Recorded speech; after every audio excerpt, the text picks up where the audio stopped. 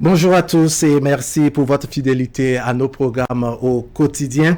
De la question de la révision de la Constitution à la polémique liée à la démolition de la maison de l'huissier à Gbogba à Togbin sur la route des pêches, en passant par la transition de l'analogie au numérique, sans oublier les derniers développements de la situation qui prévaut aux frontières bénino-nigériennes malgré la levée des sanctions de la CEDEAO. Eh bien, chacun a sa façon de voir les choses. Les commentaires et analyses des uns et des autres sur ces sujets d'actualité vont presque dans tous les sens. Difficile parfois de tenir le bon bout dans cette flopée d'informations faites de vrais et de moins vrais. Une réalité qui de temps en temps oblige le gouvernement à livrer sa part de vérité à l'effet de recentrer le débat. Et c'est visiblement ce qui fait venir par ici Wilfried Léandre Ngbeji. Il est le porte-parole du gouvernement. Wilfried Léandre Ngbeji, bonjour. Bonjour, monsieur Ali Para. Eh bien, merci pour votre disponibilité sur cet exercice. Je l'ai noté, il est traditionnel et habituel. J'ai le plaisir de co-conduire cet exercice avec Ozias Sounouvou de la télévision nationale. Ozias, bonjour. Bonjour, Wahab Ali Para. Merci de m'associer à cet exercice dans votre studio ici à Canal 3 face aux téléspectateurs. Allez, c'est un plaisir partagé. Wilfried Léandre Ngbeji, il y a eu Conseil des ministres mercredi dernier, le Conseil qui a accouché de plusieurs décisions. On s'est penché au cours de ce Conseil sur bien de décisions, comme je l'ai dit, notamment la question de la TNT, la télévision numérique terrestre. De quoi s'agit-il exactement, puisqu'on entend parler du basculement de l'analogie au numérique? Pour faire simple, pour les gens qui, comme vous et moi, étant ou ayant été du secteur des médias, peuvent comprendre facilement. Pour faire simple, on va dire à nos concitoyens que le passage de l'analogique au numérique a un avantage fondamental, c'est de permettre d'avoir des programmes de meilleure qualité. En réception télé chez vous, vous avez de la meilleure qualité d'image et de son.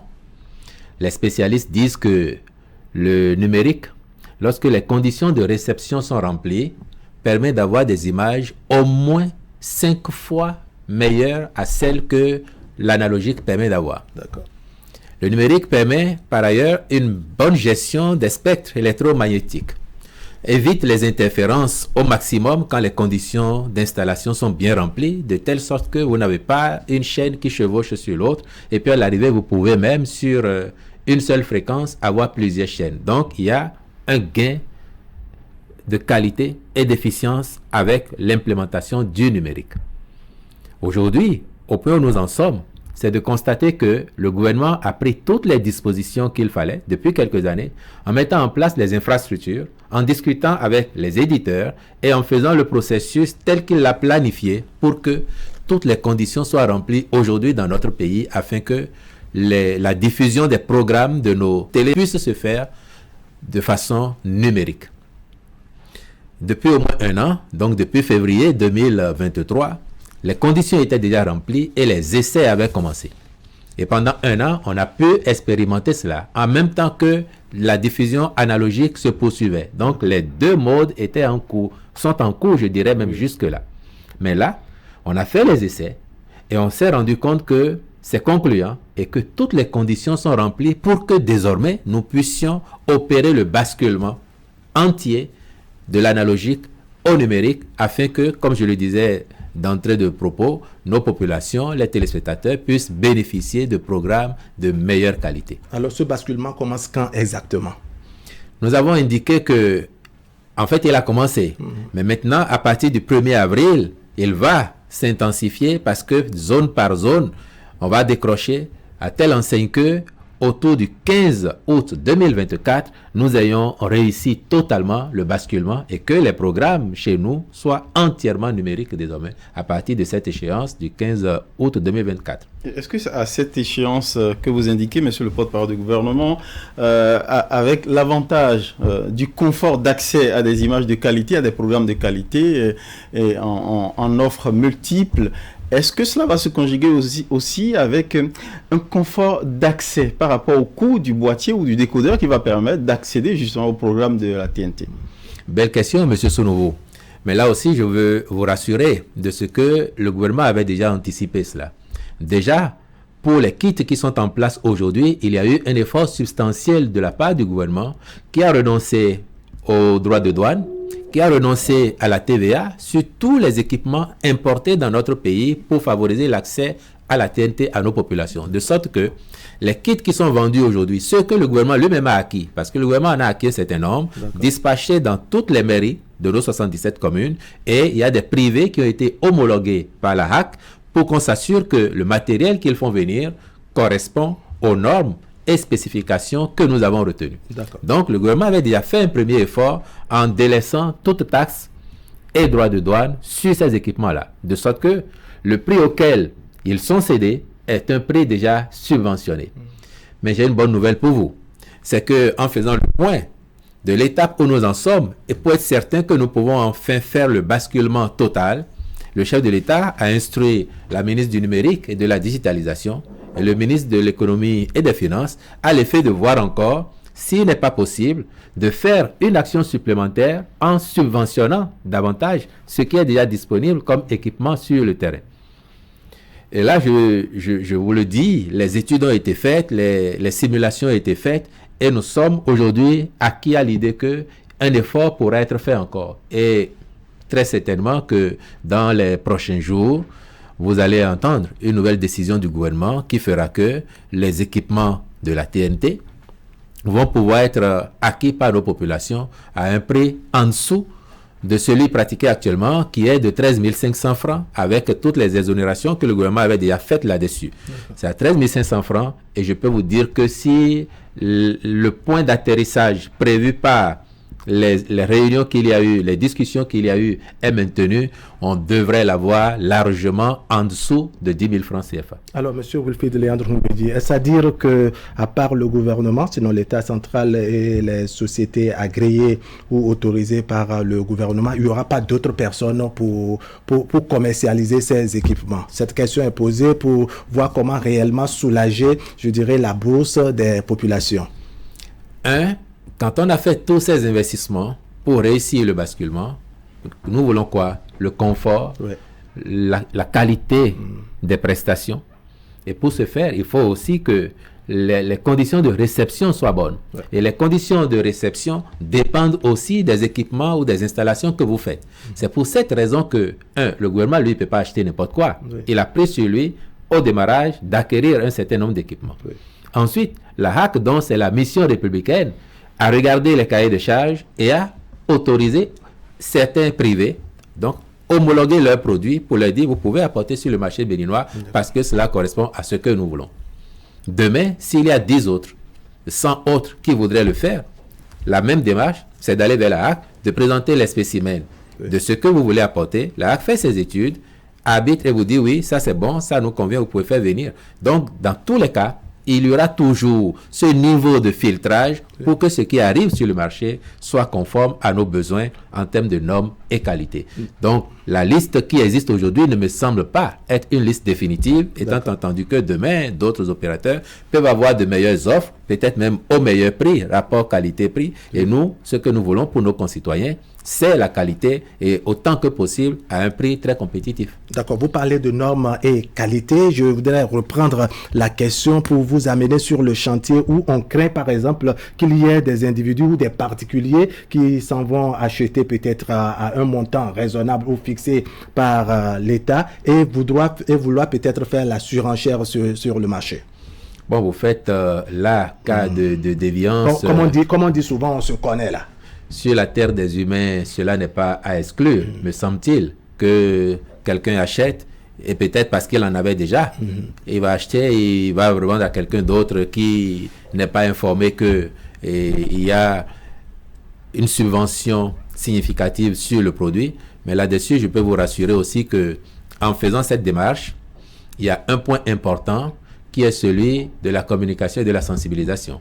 Et à cet effet, le gouvernement a entrepris également de contractualiser avec une grande agence de la place afin qu'elle fasse la campagne de sensibilisation, communication pour que les populations aient les informations dont elles ont besoin afin d'apprécier et de se décider. D'accord.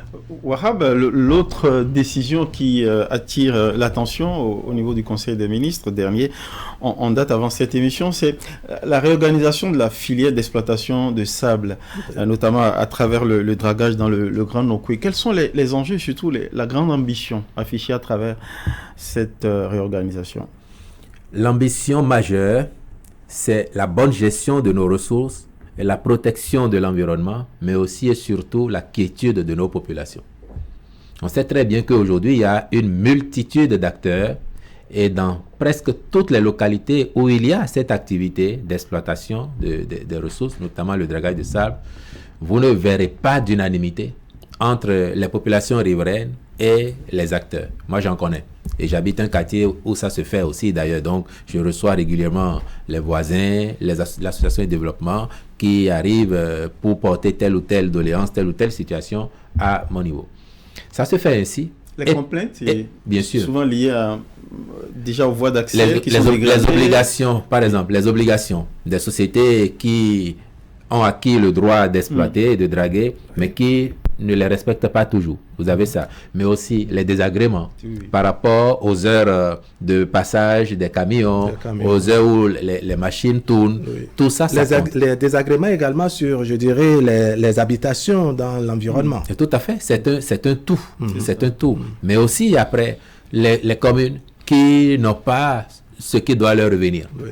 Peut-être parce qu'il n'y a pas de traçabilité réelle, il n'y a pas un suivi conséquent de ce qui est fait, de sorte que les quantités extraites peuvent être minorées, les chargements effectués pour les clients peuvent ne pas convenir aux quantités demandées pour lesquelles on a payé, ainsi de suite. Donc, c'est un ensemble d'observations que le rapport a permis de faire relativement à cette activité.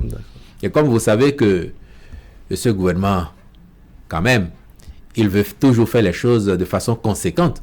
Il s'est dit, pour le bien de nos populations, pour le bien du pays, pour le bien de nos communes, il sied de regarder cette situation de plus près et de faire les réformes nécessaires afin que, à terme, tout le monde trouve son compte.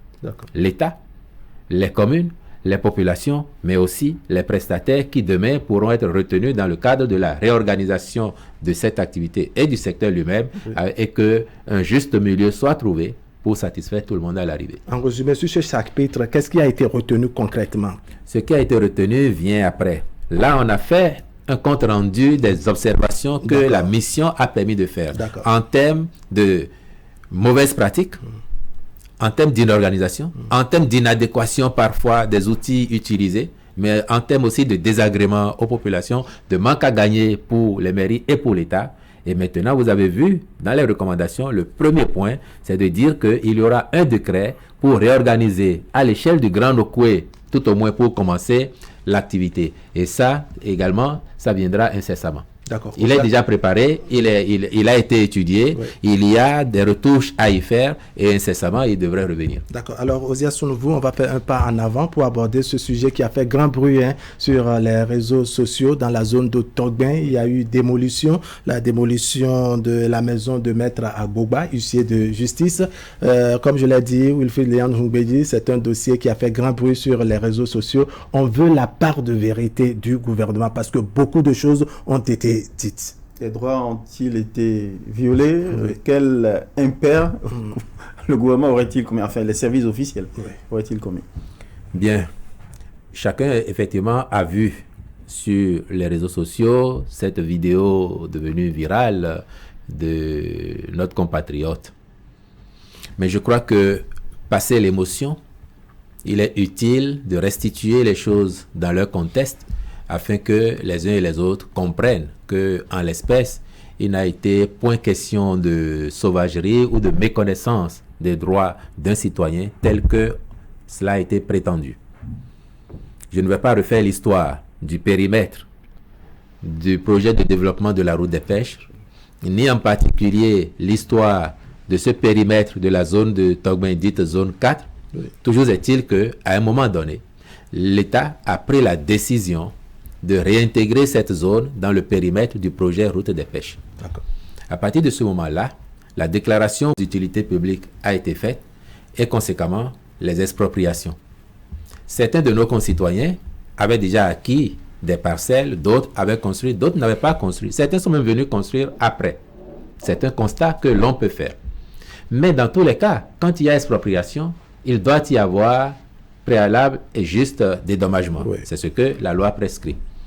Les services compétents de l'État ont engagé les procédures nécessaires en l'espèce pour recenser toutes les personnes affectées par le projet, leur demander ensuite de participer à la démarche qui doit aboutir au dédommagement des uns et des autres. D'accord. Vous avez dû noter que dans la zone, si vous la connaissez bien, c'est quand même en plusieurs hectares, une vingtaine au moins, vous avez dû remarquer qu'il y avait, que ce soit les habitations ou les parcelles vides sur lesquelles étaient apposées des plaques, vous avez dû remarquer qu'il y avait quand même quelques centaines de nos concitoyens là. À l'arrivée, il n'y a plus des centaines qui n'aient pas été prises en compte. Alors, que s'est-il passé? Certains ont fait la démarche comme cela a été demandé, de bout en bout, et ont été dédommagés. D'autres n'ont pas voulu s'associer, ont essayé de faire du dilatoire, de la résistance pour ne pas participer parce que c'est une zone qui intéresse les uns et les autres, on veut bien y rester. Donc, ils ne se sont pas soumis à l'exercice. Les services compétents, la commission d'expropriation, les services qui s'occupent des dédommagements ont fait les relances qu'il faut et il vous souviendra que même à un moment donné, passé les délais, le ministre du cadre de vie a fait à nouveau un communiqué pour donner un nouveau délai supplémentaire aux derniers qui étaient encore là, ils étaient 2-3, pour avoir à libérer les lieux. Faute d'avoir l'accompagnement de ces personnes, l'administration a dû se porter devant la Cour spéciale des affaires foncières, qui est compétente en matière foncière dans le Grand Nokoué et dans certaines autres communes voisines, comme Toribo-Sito. Et la Cour spéciale des affaires foncières, dans le processus de réédition de sa décision, a dû s'assurer que pour les personnes qui n'avaient pas encore été dédommagées, consignation de leur argent, donc la contrepartie, a été faite. S'il n'y avait pas de consignation, la Cour aurait considéré que l'État, l'administration n'a pas rempli sa part du boulot. D'accord. Et n'aurait certainement pas rendu les ordonnances qui ont permis d'aller intervenir, parce qu'il faut le dire. Donc, c'est sur la base de décisions judiciaires in fine que l'administration a pu aller faire ces opérations. Donc, il apparaît clairement que, oui, au jour d'aujourd'hui, certains n'ont pas eu l'argent, mais ce n'est pas parce que l'État n'a pas mis l'argent à disposition. Ce n'est pas parce que l'administration n'a pas organisé le dédommagement comme cela est prescrit par la loi. C'est parce que les personnes concernées ne se sont pas associées à la procédure. Mais, même dans ce cas, cet argent a été consigné auprès de la Caisse des dépôts et consignations. De sorte que si aujourd'hui, que ce soit M. Agbogba, que ce soit M. Ouessou, que ce soit un autre, s'ils vont faire les formalités nécessaires, le processus de dédommagement va se mettre en branle et la commission fera ce qu'il faut pour que leur argent soit viré sur leur compte. Mais vous ne pouvez pas dire que vous n'avez pas reçu l'argent ou que l'argent n'est pas allé sur votre compte si en amont, vous n'avez pas fait les formalités subséquentes afin d'être payé. Le vrai problème, c'est que certains de nos concitoyens, et vous avez entendu, M. Agbouba le dit clairement, certains d'entre eux disaient il faut nous maintenir dans le périmètre du projet. C'est ça.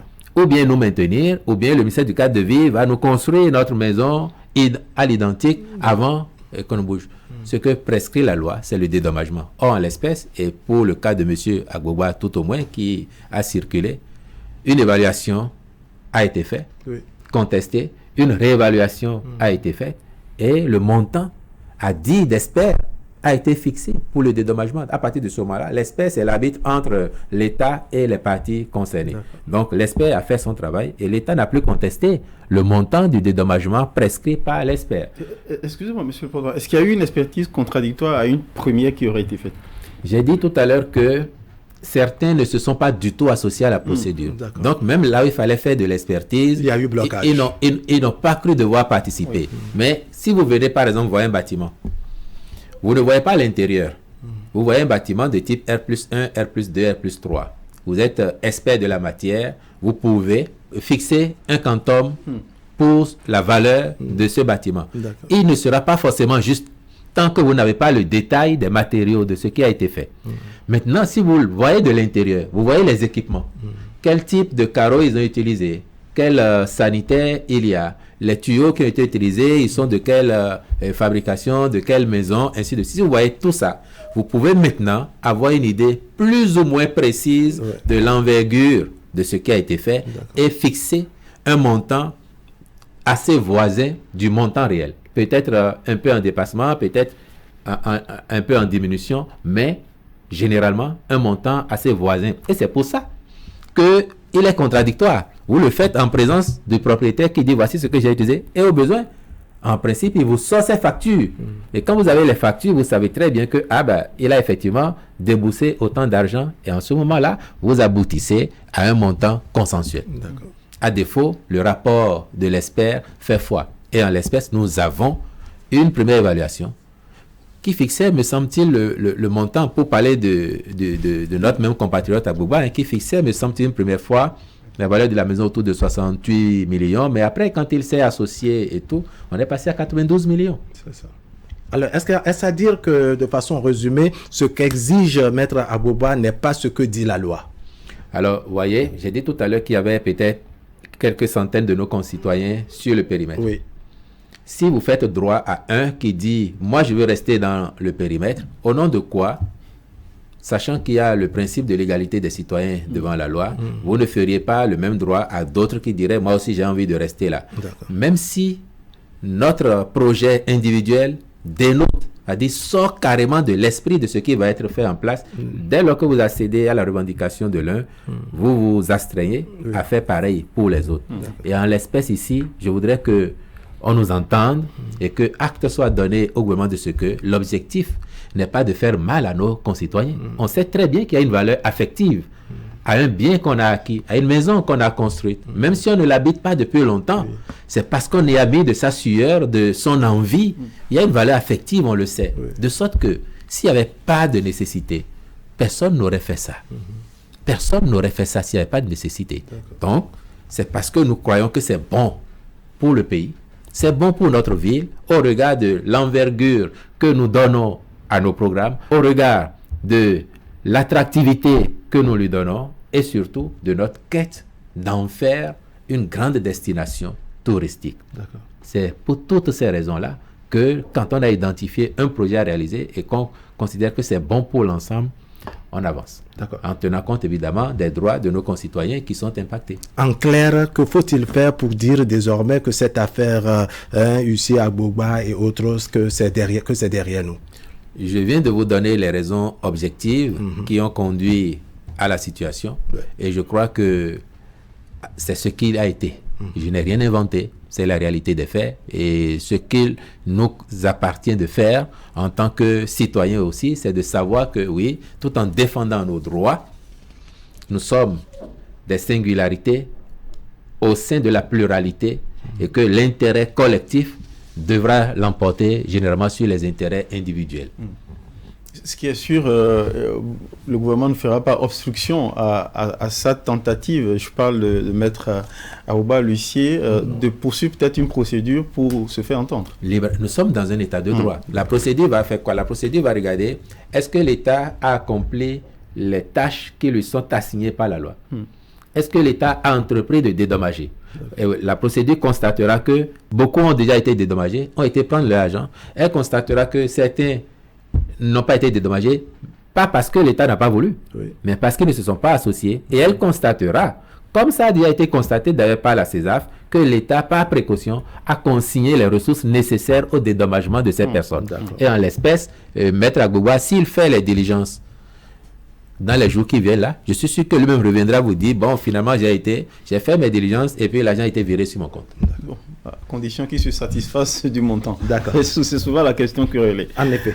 Allez, on évolue, n'est-ce pas? Si vous avez bien écouté son élément, il ne me semble même pas qu'il parle du montant.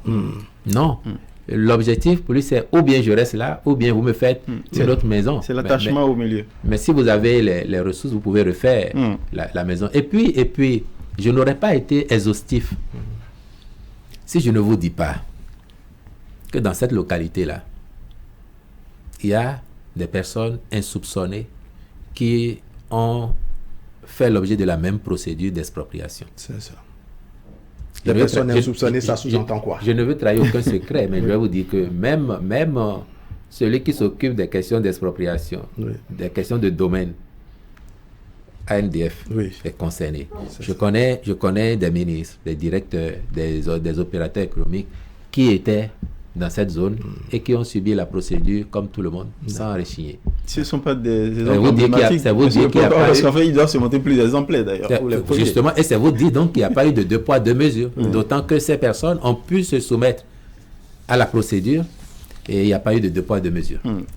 Vous voulez enfourcher sur notre grande question pour la direction du palais des gouverneurs sur cette question de la révision de la Constitution. Il y a que le débat se fait au niveau de l'Assemblée nationale, mais ça se fait également sur les réseaux sociaux et ailleurs. Mais on est curieux de comprendre, M. Wilfried Réan-Ndoumbédji, comment le gouvernement et son chef apprécient l'évolution des choses sur cette question de la révision de la Constitution.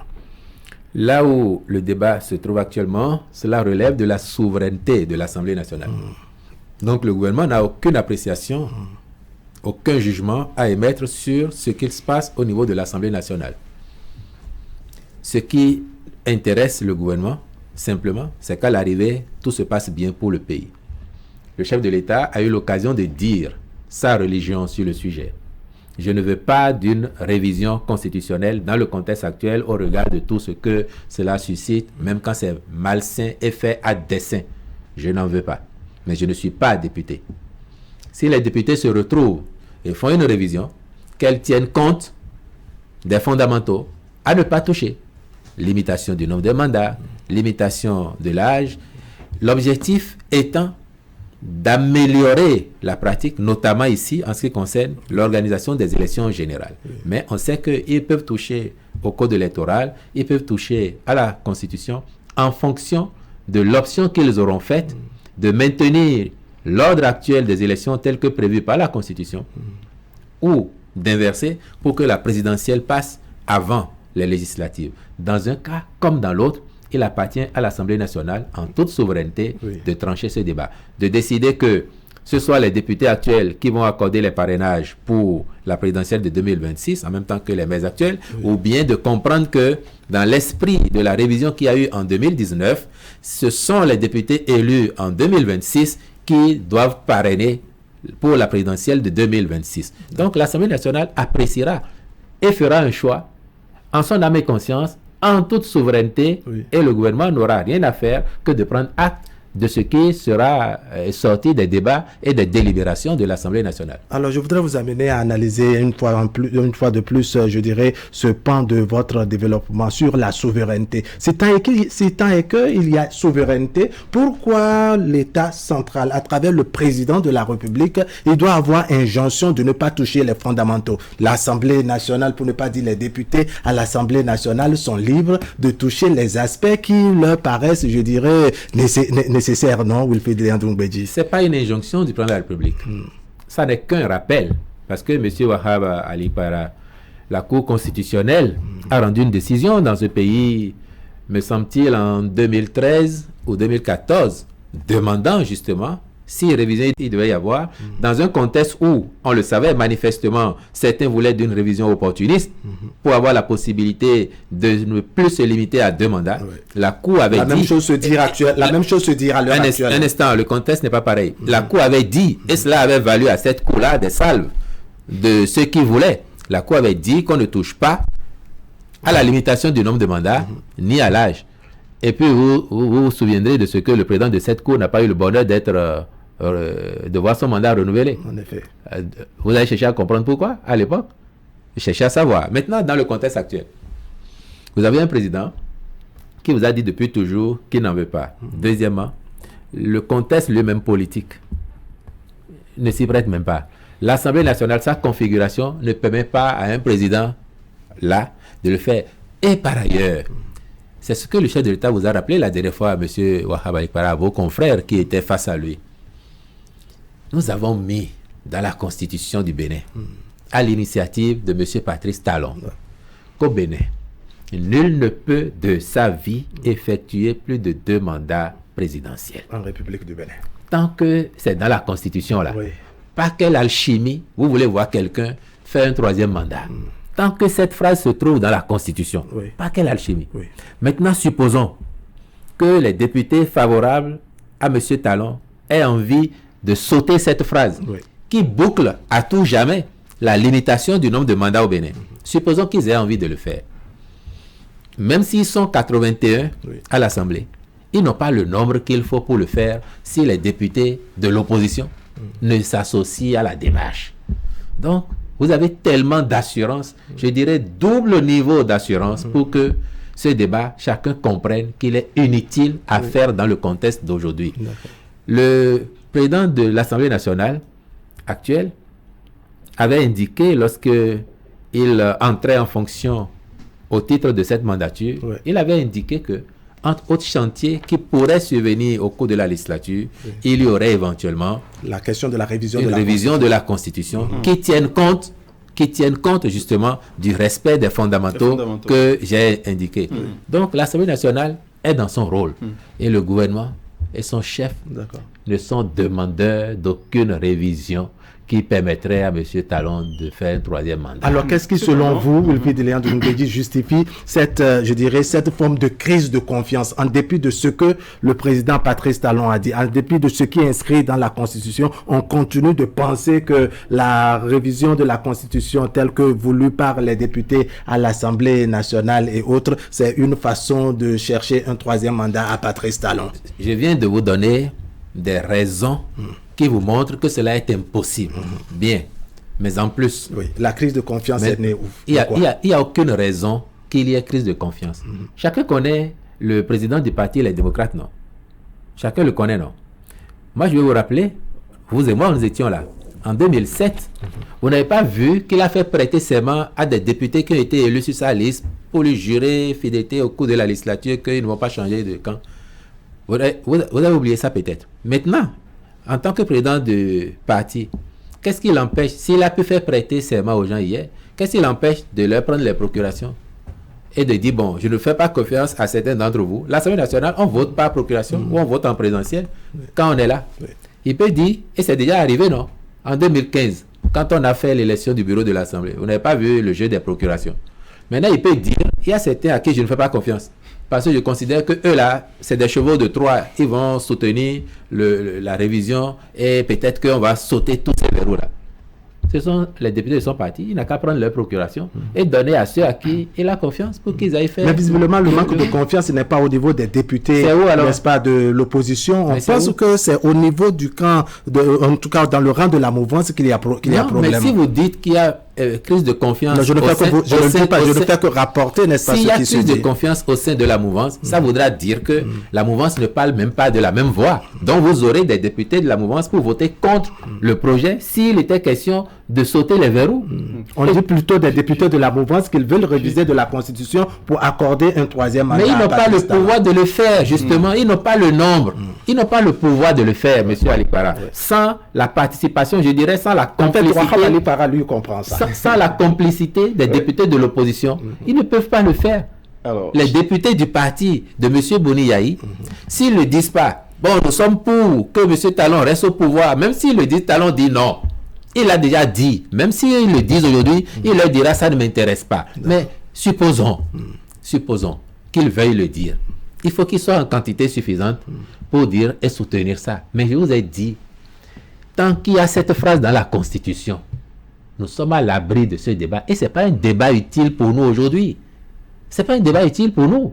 Ce qui compte, c'est de travailler pour que le pays progresse, pour que nous vivions mieux, pour que les Béninois se sentent mieux chez eux, de plus en plus. C'est de ça qu'il s'agit. Alors, sur la question de la crise de confiance, en fait, je surtout transposer au niveau du peuple, de l'opinion.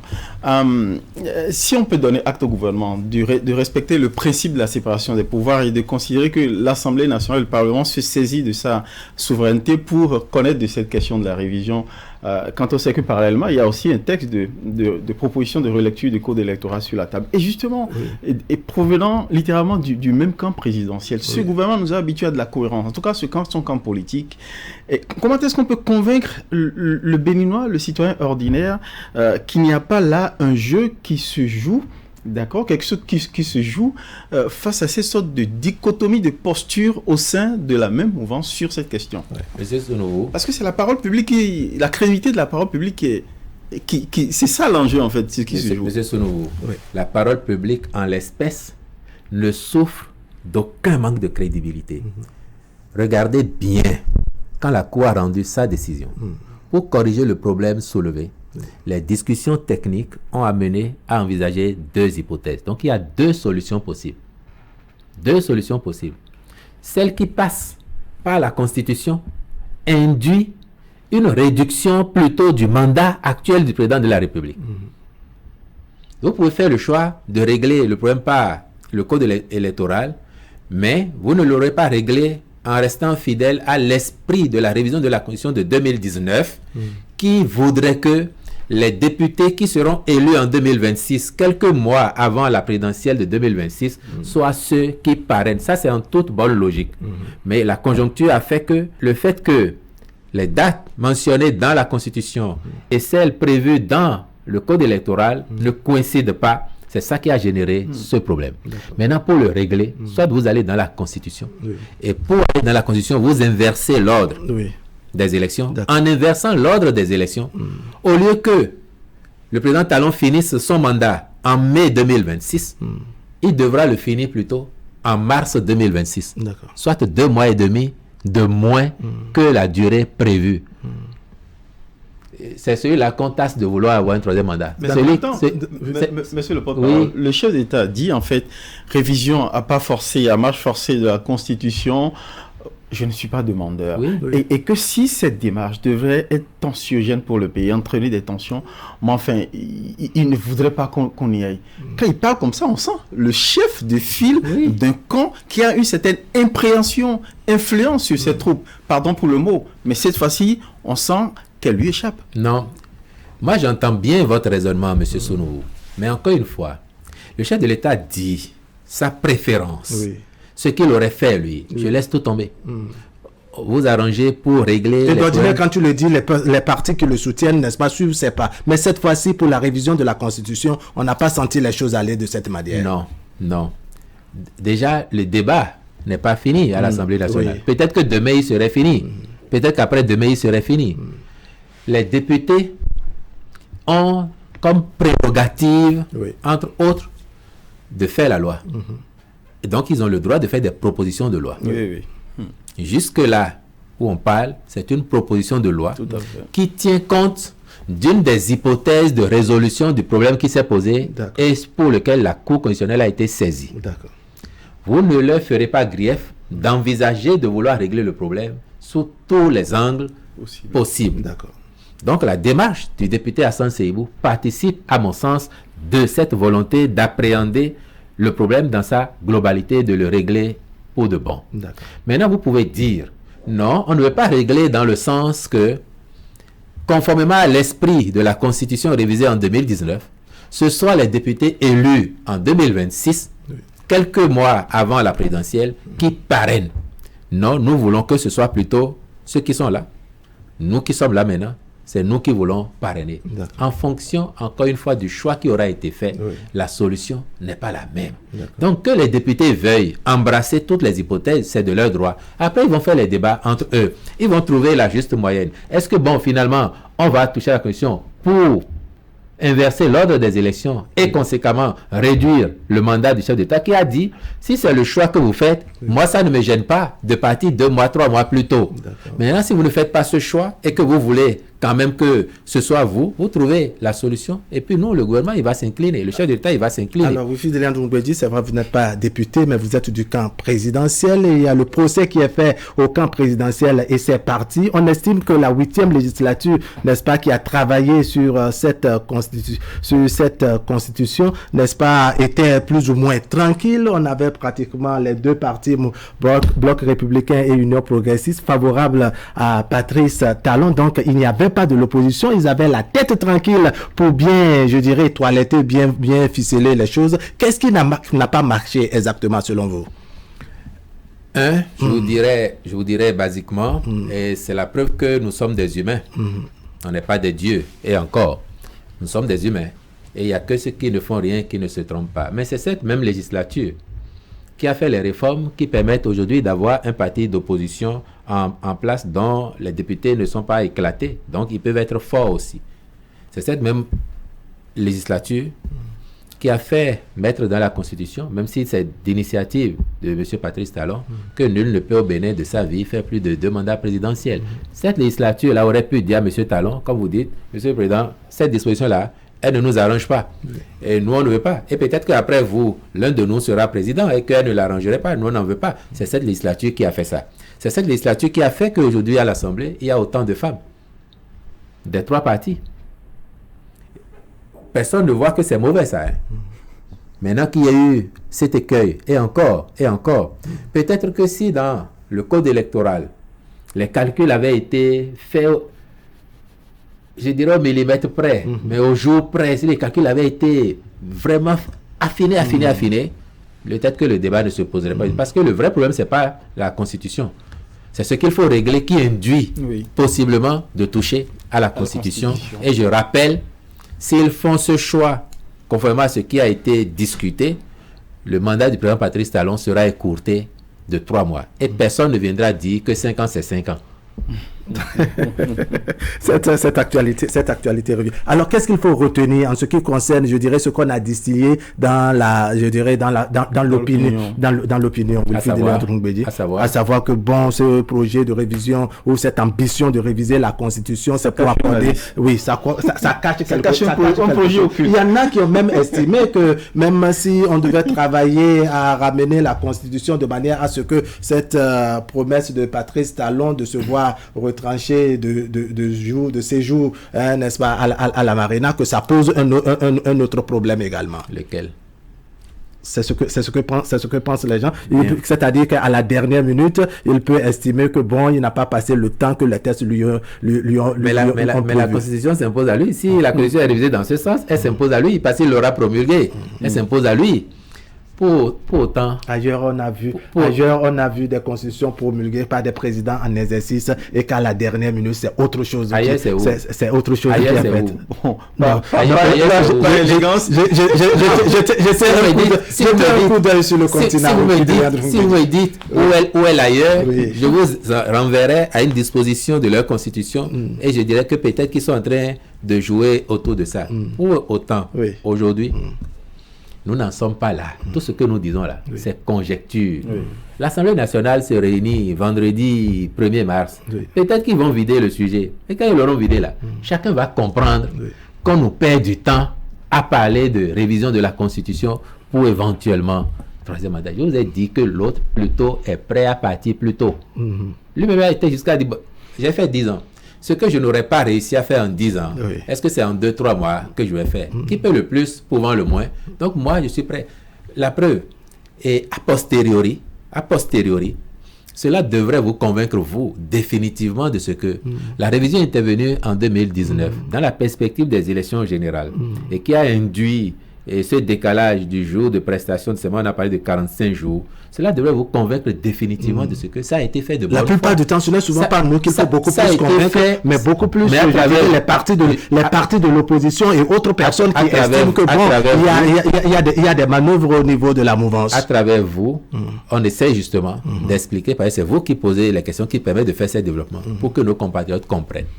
Quand il y a eu la révision en 2019, et que dans la perspective de faire des élections générales, pour éviter à notre peuple d'être aux urnes tous les 18 mois, de mettre des dizaines de milliards tous les 18 mois dans des élections, on a décidé de faire des élections générales. Et c'est cette même logique qui a fait que, pour ne pas casser le rythme, on a prévu un poste de vice-président de la République, parce qu'avant, c'est le président de l'Assemblée nationale qui assure l'intérim et qui doit, dans un délai de 3 mois, organiser les élections.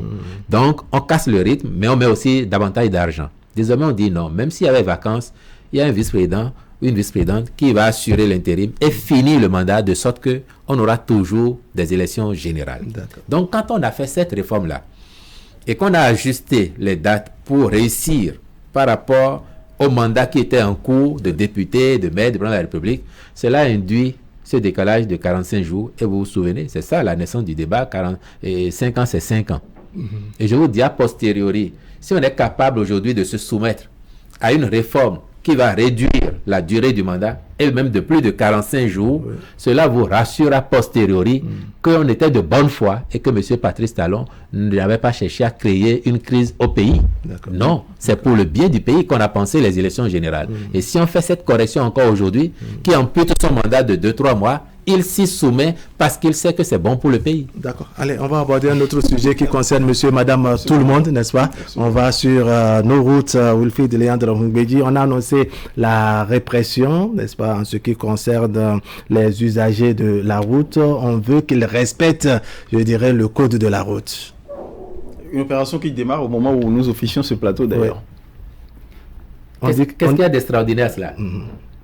Vous respectez le code de la route ou pas? En effet. Vous respectez le code de la route ou pas? Bon, enfin, on essaie qu'on le bien fondé de la répression. On est parti d'où? Le constat, c'est quoi exactement? Je fais pareil. Le constat, c'est que nous avons beaucoup de nos frères, de nos sœurs, de nos concitoyens qui, sur les routes, ne se comportent pas toujours comme s'ils étaient en milieu public où il y a des règles, il y a des codes à respecter. Oui. La plupart du temps, quand vous observez aujourd'hui, par exemple, nous roulons à gauche. Or, le code que nous avons fait nous demande de rouler à droite. Nous ne sommes pas ailleurs où les gens peuvent rouler à gauche. Notre code de la route nous demande de rouler à droite. C'est vrai que parfois, quand vous êtes à droite, les motocyclistes qui ne sont pas dans le couloir qui leur est dédié pensent que vous roulez sur leur espace. Tout à fait. Et ils sont emmerdés, ils sont agacés, même parfois ils donnent des coups pour vous dire d'aller rouler de l'autre côté. Oui. Mais c'est eux qui ont tort. Le code ne dit pas cela. Premier constat. Vous en avez beaucoup qui brûlent les feux. Moi, où je passe tous les jours, il y a un feu que beaucoup ne respectent pas. Et il y en a qui m'ont même dit que les techniciens se sont trompés en mettant le feu là. C'est ça. Et je leur ai demandé, mais vous êtes technicien de la route. Les spécialistes ont dit qu'il faut un feu là. Donc, à partir du moment où il est là, vous le respectez. Le feu les agace. Quand vous vous arrêtez à ce feu... On dirait que ça fait le feu... Quand vous vous arrêtez, quand vous observez le rouge à ce feu, je vous assure, il vous regarde avec curiosité. Parce qu'il pense que c'est vous qui êtes en erreur. Bien. Vous avez d'autres à moto, on n'a pas de voiture, à moto, qui ne mettent pas de casque. Vous en avez. Vous avez d'autres en voiture qui ne mettent pas de ceinture. Et puis, l'observation de tous ces phénomènes a amené la police, qui est compétente aux côtés du CNSR pour faire ce travail, à dire il faut sensibiliser. Il faut sensibiliser et après, il faut passer à la répression pour que nous soyons plus conséquents envers nous-mêmes et avec nous-mêmes sur nos routes. Parce que l'objectif ultime, c'est quoi? C'est pas la répression, comme vous dites. C'est de préserver les vies et la santé des citoyens. L'État a besoin de nos vies. L'État a besoin que chacun de nous soit vivant pour être citoyen. Et la police accompagne cette volonté, cette ambition de l'État de nous aider à préserver nos vies. Maintenant, j'entends et je comprends parfois, on dit, par exemple, pour parler des casques. Donc, c'est pour ceux qui sont à moto ou ceux qui pourraient être amenés à prendre une moto pour se déplacer. Oh, les casques coûtent cher. Ou bien la conjoncture est telle qu'on ne peut pas acheter. On a faim. Mais quelqu'un dit, je suis étudiant, je ne peux pas acheter un deuxième casque pour un passager. Mais je vais vous rappeler un contexte. Allons-y. Même dans ce pays, quand on a commencé à dire d'abord qu'il faut que tous ceux qui conduisent aient leur casque, le même débat a eu lieu. Il y a 10 ans et un peu plus. Le même débat. Ah, on n'a pas encore trouvé à manger, on va acheter casque. Vous vous rappelez? Monsieur Sounourou, Monsieur Ali Bara. Là, je n'invente rien. C'est une ritournelle. Donc, le même débat qu'on entend aujourd'hui, à savoir pourquoi est-ce que le passager va porter un casque, pourquoi est-ce que je devrais avoir un casque, un deuxième, pour protéger mon passager. On l'a déjà entendu avant. Donc, finalement, vous êtes habitué. J'ai dit, c'est pas nous seulement. Les régimes d'avant, depuis le général Kérékou, en passant par Boni Yahi, ici aujourd'hui, c'est pareil. Il y a quelques années, donc, c'était ainsi. Pourtant, avec le temps, la plupart des motocyclistes, quand vous les voyez, ils ont leur casque. La plupart des motocyclistes, ils ont leur casque. Le même débat se fait maintenant sur les passagers ou le passager. Est-ce qu'il devrait avoir son casque? Mais est-ce que la vie de celui qui conduit est plus importante que celle de son passager? Toutes les vies se valent. Si on protège le conducteur, on a les mêmes raisons de protéger le passager. D'accord. Et chacun devrait comprendre ça.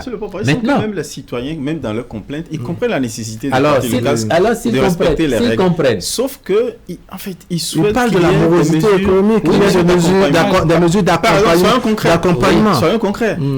Tout à l'heure, vous avez annoncé une subvention, par exemple, sur la TNT. La TNT. Et donc, on subventionne aussi les casques. Un produit vital.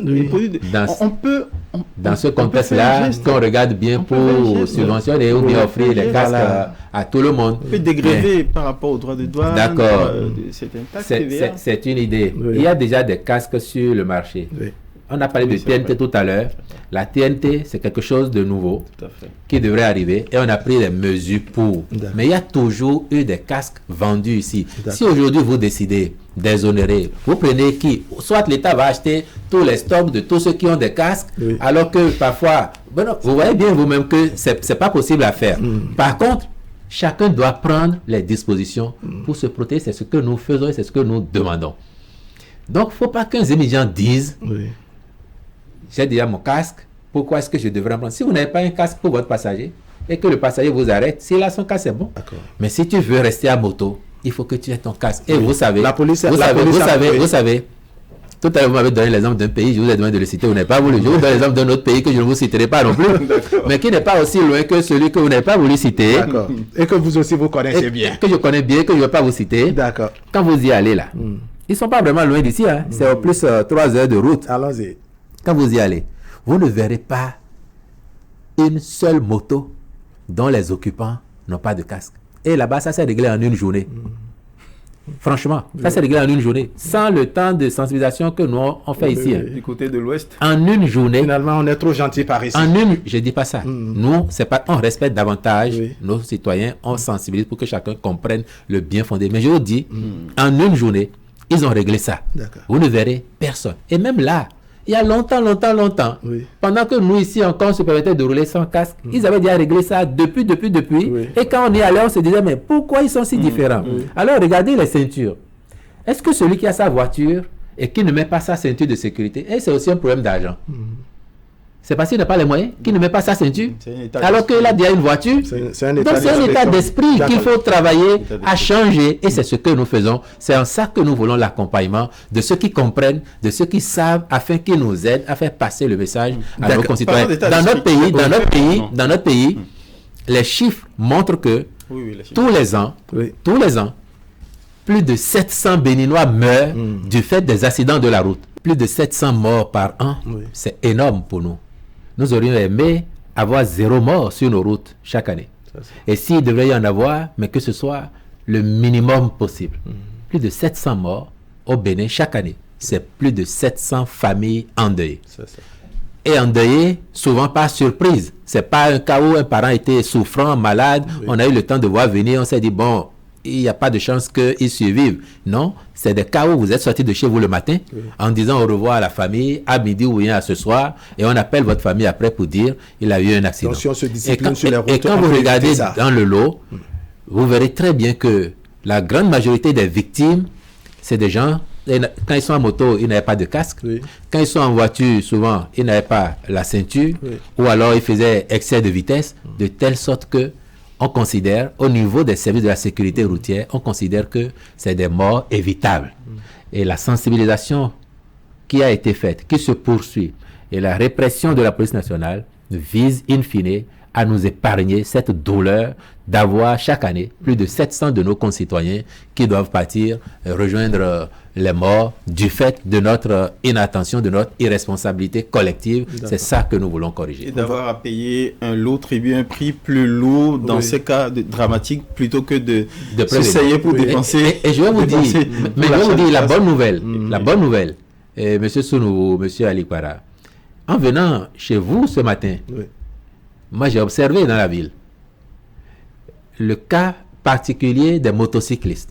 Et je peux vous certifier que même si la mesure n'est pas encore généralement admise, 50% des motos que j'ai vues aujourd'hui, non seulement le conducteur avait son casque, mais aussi le passager ou la passagère. On peut dire que petitement le message est entendu. Et ça, c'est quelque chose de formidable. Donc, je me dis que c'est possible. Dans quelques jours, nous allons avoir 100% de motos dont les occupants les passagers ont leur casque. Donc, nous allons avoir des voitures qui roulent comme il faut dans leur couloir de circulation, qui ne dépassent pas la gauche, qui ne font pas d'excès de vitesse, et nous allons devenir vraiment des citoyens responsables. Alors, nous avons la dictature du temps, on y rappelle même comme ça, Osias Sounouvou. On va aborder maintenant la question de la CEDEAO et des réalités au niveau du voisin du Niger. Il n'y a qu'au dernier sommet, la décision de la CEDEAO, c'est de lever les sanctions après le coup d'État au Niger, mais on a senti que la partie béninoise a ouvert ses frontières, mais de l'autre côté, il y a quelque chose qui ne va pas. Qu'est-ce qui bloque?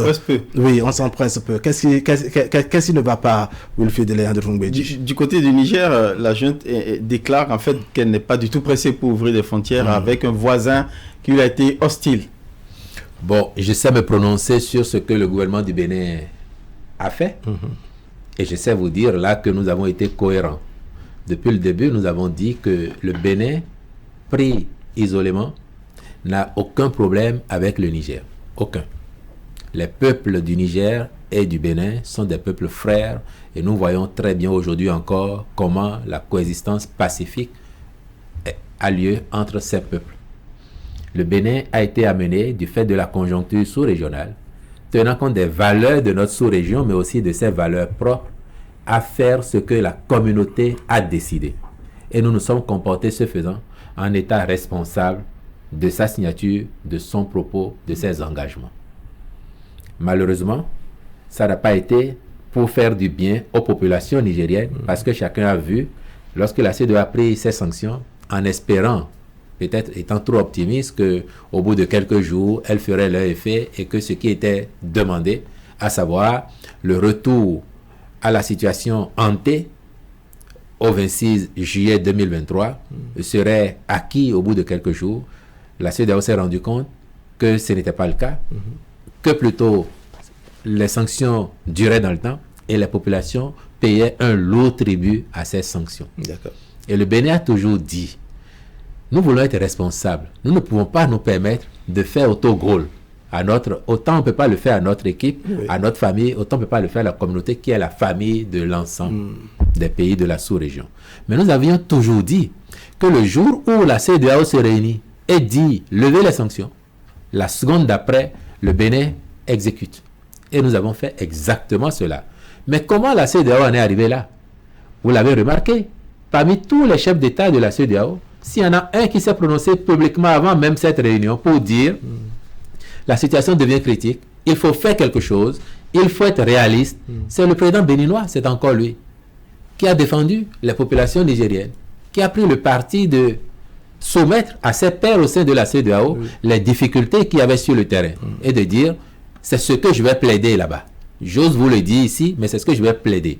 Donc on peut considérer que le Bénin a joué une partition essentielle dans la levée des sanctions et par la suite s'est dépêché d'ouvrir les frontières comme cela a été demandé.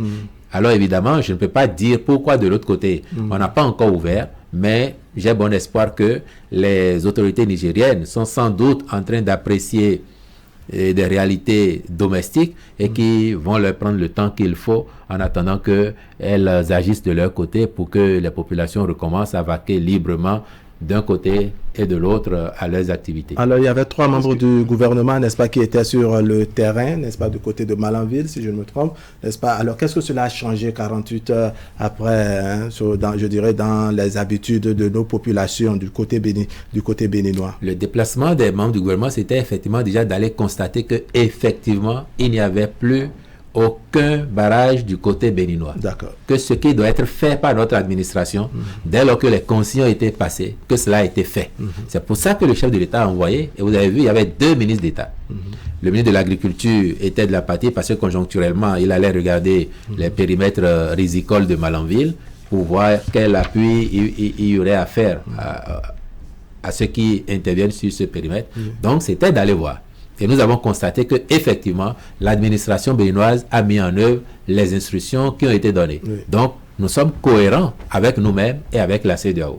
Après, nous espérons que de l'autre côté, ce qui doit être fait le sera pour que la convivialité et la fraternité et qui ont toujours existé entre nos peuples redeviennent et ce qu'elles ont toujours été. Le gouvernement béninois va-t-il se contenter d'espérance? Je vois ce mot revenir dans votre bouche après avoir entendu le ministre d'État Abdoulaye Biotchane aux frontières à Malanville. Vous n'allez pas vous contenter d'espoir ou d'espérance en croisant les bras. Il va falloir songer peut-être à mettre sur la table des questions qui fâchent pour solder les conséquences et les dettes laissées par justement le temps qui a trop duré avant ces décisions. Par exemple, du côté des marchandises et des opérateurs économiques, des deux côtés d'ailleurs. Entre les États, on sait le faire. On sait le faire. Nous avons agi immédiatement, conformément à ce que la communauté a décidé. Et s'il y a d'autres efforts à faire, ne comptez pas sur nous pour ne pas les faire. D'accord. Allez. Votre mot de conclusion, le temps est vite passé. Ben, je vous remercie pour l'opportunité que vous m'avez donnée de venir partager avec vous sur ces quelques sujets d'actualité, l'action, les motivations du gouvernement, les raisons qui fondent telle ou telle action, et j'espère que grâce à vous, nous aurons réussi à apporter les clarifications nécessaires à nos concitoyens afin qu'ils comprennent davantage le bien fondé des décisions qui sont prises. D'accord. Ozia Sounouvou. C'est la fin, merci. Merci de m'avoir convié à cet exercice dans les locaux de Canal 3. Merci beaucoup à vous, Ozia Sounouvou. Merci beaucoup également à vous, Wilfried Léandre Ngbedji, porte-parole du gouvernement. Mesdames, Messieurs, ce serait tout pour aujourd'hui. L'information continue de part et d'autre. Merci pour votre traditionnelle fidélité. On se retrouve très bientôt.